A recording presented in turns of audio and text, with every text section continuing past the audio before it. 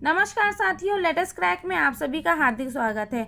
दोस्तों, अभिप्रेरणा के पिछले वीडियो में हमने वैज्ञानिकों द्वारा दी गई अभिप्रेरणा की परिभाषाएं पढ़ी थी, परंतु आज के वीडियो में हम अभिप्रेरणा के प्रकार, उनके सिद्धांतों और विधियों को जानेंगे। तो चलिए दोस्तों, शुरू करते हैं अपना वीडियो। दोस्तों, अभिप्रेरणा के दो प्रकार बताए गए हैं। पहला है आंतरिक या फिर इसको प्राकृतिक कह लीजिए, इसी को हम सकारात्मक अभिप्रेरणा कहते हैं। दूसरा है बाह्य अभिप्रेरणा यानी कि नकारात्मक अभिप्रेरणा। तो दोस्तों, सकारात्मक अभिप्रेरणा के अंतर्गत वे कार्य आते हैं जिन्हें व्यक्ति अपनी इच्छा एवं रुचि के अनुरूप करता है, जैसे कि भूख, प्यास और नींद।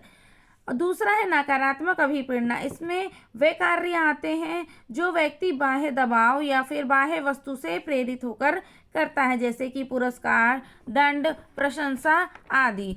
चलिए दोस्तों, आगे देखते हैं हमारे सिद्धांत। देखिए, पहला सिद्धांत है मूल प्रवृत्ति का सिद्धांत। इसे विलियम मैकडूगल ने दिया था। इसको 1908 में प्रतिपादित किया था। इनका कहना था कि मनुष्य का व्यवहार की उसकी मूल प्रवृत्ति पर आधारित होती हैं और इन मूल प्रवृत्तियों के पीछे संवेग है जो वो कार्य करने के लिए प्रेरित करता है। चलिए अगला सिद्धांत देखते हैं। अगला सिद्धांत है हल का। देखिए, अगला सिद्धांत हल का है, अंतर्नोद का सिद्धांत। ये हल द्वारा प्रतिपादित किया गया है। अंतर्नोद का जो सिद्धांत है दोस्तों, इसी को प्रणोद भी कहा जाता है, प्रणोद का सिद्धांत, या फिर चालक भी कहा जाता है। तो अंतर्नोद का सिद्धांत या फिर प्रणोद का सिद्धांत कह लीजिए, चालक कह लीजिए, इसका प्रतिपादक जो है या इसके वैज्ञानिक जो हैं वो हल है। हल ने इसे प्रतिपादित किया था। देखिए, अगला है मनोविश्लेषणात्मक सिद्धांत। देखिए, मनोविश्लेषणात्मक सिद्धांत जो है दोस्तों, ये सिगमंड फ्रायड द्वारा दिया गया था। सिगमंड फ्रायड ने कहा था कि अभिप्रेरणा के दो मुख्य कारक हैं और दो मुख्य कारक उन्होंने बताए थे। पहला बताया था उन्होंने मूल प्रवृत्ति और दूसरा बताया था अचेतन मन।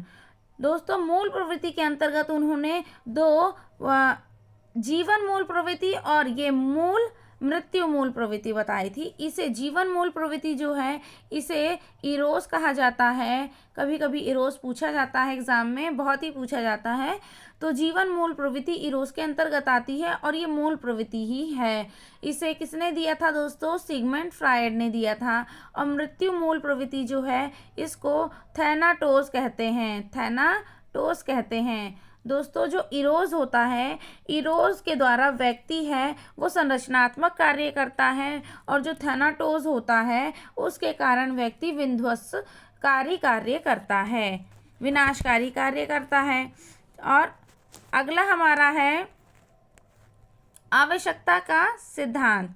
दोस्तों, आवश्यकता का सिद्धांत जो है वो अब्राहम मैस्लो ने दिया था और इन्होंने कहा था कि हमारी आवश्यकताएं ही हमें प्रेरित करती हैं।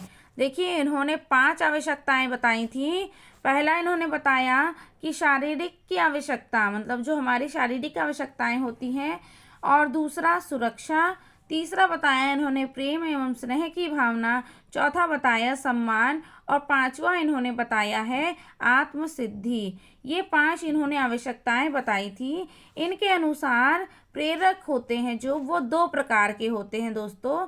2 प्रकार के प्रेरक इन्होंने बताए। एक बताया जन्मजात और दूसरा बताया अर्जित। जन्मजात में दोस्तों भूख, प्यास, काम, निद्रा, विश्राम आदि आ जाते हैं। और जो अर्जित प्रेरणा होती है, जिसको हम बाह्य वातावरण से या समाज से हम अर्जित करते हैं, उसमें रुचि आ जाती है, आदत आ जाती है, सामुदायिकता आ जाती है। चलिए अगला देखते हैं।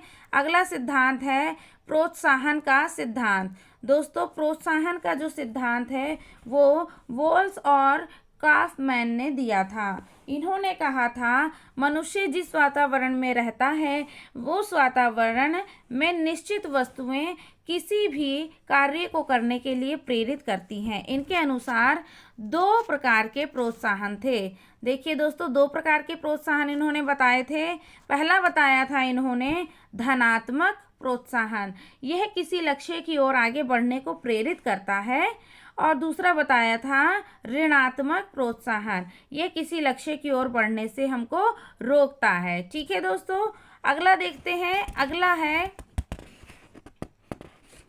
उत्तेजना का सिद्धांत। दोस्तों उत्तेजना का जो सिद्धांत है वो बर्लिन एवं हैड, दोस्तों यहाँ पे हैब होगा, ठीक है, इसको सही कर लीजिएगा, हैब होगा। हैब महोदय ने उत्तेजना का सिद्धांत दिया है, बर्लिन और हैब ने दिया है। इन्होंने कहा है कि उत्तेजना है जो व्यवहार को प्रेरित करती है। अगला देखिए, अगला है उपलब्धि का सिद्धांत। दोस्तों उपलब्धि का जो सिद्धांत है वो दिया था मैकिलीलैंड ने। मैकिलीलैंड जो हैं उन्होंने कहा था हर व्यक्ति के अंदर एक उपलब्धि होती है जिसको प्राप्त करने के लिए यह अभिप्रेरित करता है। चलिए अगला देखिए, अगला है विरोधी प्रक्रिया सिद्धांत। विरोधी प्रक्रिया सिद्धांत दोस्तों कॉर्बेट ने दिया था। इसका क्या मतलब है? इसका मतलब है विरोध करना। जैसे कि जो कार्य मनुष्य करता है वह ऐसे कार्य करता है जो दुख कभी नहीं देगा, जिससे सुख मिलेगा वही कार्य मनुष्य करेगा और दुख वाले कार्य बिल्कुल भी नहीं करेगा। चलिए अब हम देखते हैं प्रेरकों के प्रकार। देखिए प्रेरकों के प्रकार में सबसे पहला मैस्लो के अनुसार, मैस्लो ने कहा था कि प्रेरक होते हैं वो दो प्रकार के होते हैं, एक जन्मजात होता है और एक अर्जित होता है। दोस्तों ये काफ़ी बार पूछा गया है, बल्कि हर बार पूछा जाता है। जो नीचे मैं जितने भी बताऊंगी आपको ये बहुत पूछे जाते हैं। सबसे ज़्यादा उसमें मैस्लो इम्पॉर्टेंट है। मैस्लो सबसे ज़्यादा पूछे जाते हैं कि उन्होंने कितने कारक बताए हैं या कितने प्रेरक बताए हैं। तो उन्होंने दो प्रेरक बताए हैं, एक जन्मजात और एक अर्जित। जन्मजात में जैसे मैंने अभी आपको ऊपर बताया कि भूख, प्यास, निद्रा, काम, विश्राम आदि ये सब जन्मजात होते हैं जो हमें शुरू से पहले से मिले होते हैं। जब बच्चा पैदा होता है तभी उसके अंदर ये प्रेरक होते हैं। और दूसरा है अर्जित प्रेरक, जो रुचि, आदत, सामुदायिकता ये सब हमको बाह्य वातावरण से प्राप्त होता है, ये अर्जित प्रेरक कहलाते हैं। अब देखिए थॉमसन ने क्या कहा है। थॉमसन के अनुसार दोस्तों दो प्रेरक होते हैं, एक होता है स्वाभाविक प्रेरक, ठीक है, और एक होता है कृत्रिम प्रेरक। जो स्वाभाविक प्रेरक है उसके अंदर खेल आ जाता है, अनुकरण आ जाता है, सुझाव आ जाते हैं, सुख आ जाता है। और जो कृत्रिम प्रेरक होता है उसके अंदर प्रशंसा, पुरस्कार, दंड, सामूहिक कार्य की प्रेरणा आ जाती है। दोस्तों आगे देखिए, आगे है गैरट के अनुसार। दोस्तों गैरट भी बहुत बार पूछा गया है, आप इसको अच्छे से कर लीजिएगा। गैरट तो कई बार पूछा गया है। इन्होंने तीन बताए हैं, तीन प्रेरक बताए हैं। एक होता है जैविक, दूसरा मनोवैज्ञानिक और तीसरा सामाजिक प्रेरक बताया है। दोस्तों आप इन सभी सिद्धांतों को, प्रेरकों को अच्छी तरह से याद कर लीजिएगा दोस्तों, नोट कर लीजिएगा कॉपी में बाकायदा। जब आप वीडियो को देखते समय नोट करेंगे ना तो आपको दोस्तों एकदम से ये रट जाएगा। जब आप कभी भी ऑप्शन देखेंगे तो आपको सीधा याद हो जाएगा। अगर आप कॉपी पे नोट नहीं करते हैं तो आपको ये माइंड में नहीं बैठा रहेगा। आप ऐसी वीडियो पढ़कर छोड़ देंगे तो इससे कुछ नहीं होगा दोस्तों, इसको ज़रूर नोट कर लीजिएगा। चलिए आगे देखते हैं विधियाँ। दोस्तों इसमें विधियां हैं, तो विधियां हमको बताई गई हैं 8 प्रकार की। देखिए पहला बताया गया है सफलता का ज्ञान, प्रशंसा एवं पुरस्कार, शिक्षार्थियों का आकांक्षा स्तर, कक्षा का वातावरण और विषय वस्तु का स्वरूप तथा उद्देश्य। सातवां है विद्यार्थियों की आवश्यकताएं और 8वां प्रतियोगिता एवं प्रतिद्वंदिता है। तो चलिए दोस्तों हमारा आज का वीडियो यहीं समाप्त होता है। जाने से पहले दोस्तों मैं आप सभी को ये बता दूं कि पिछले वाले वीडियो में, मेरे मनोविज्ञान का जो पिछला वीडियो है उसमें एक प्रश्न है उसका उत्तर गलत हो गया था साथियों मुझसे, पता नहीं कैसे हो गया, लेकिन मैं आपसे क्षमा मांगती हूँ उसके लिए। दोस्तों मैं आपको बता देती हूँ कि वो कौन सा प्रश्न था।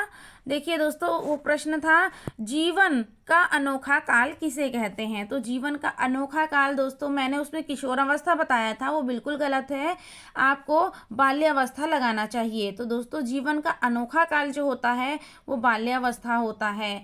इसी प्रकार से दोस्तों अगर आपके सामने एक प्रश्न और आता है, खेल, क्रीड़ा की आयु पूछा जाए या अवस्था पूछा जाए। आपसे ये पूछा जाएगा कि खेल की अवस्था कौन सी है या फिर क्रीड़ा की अवस्था कौन सी है, तो दोस्तों उसका भी सही उत्तर बाल्यावस्था होगा। जीवन का अनोखा काल, खेल की अवस्था या क्रीड़ा की आयु, सबका आंसर बाल्यावस्था होगा।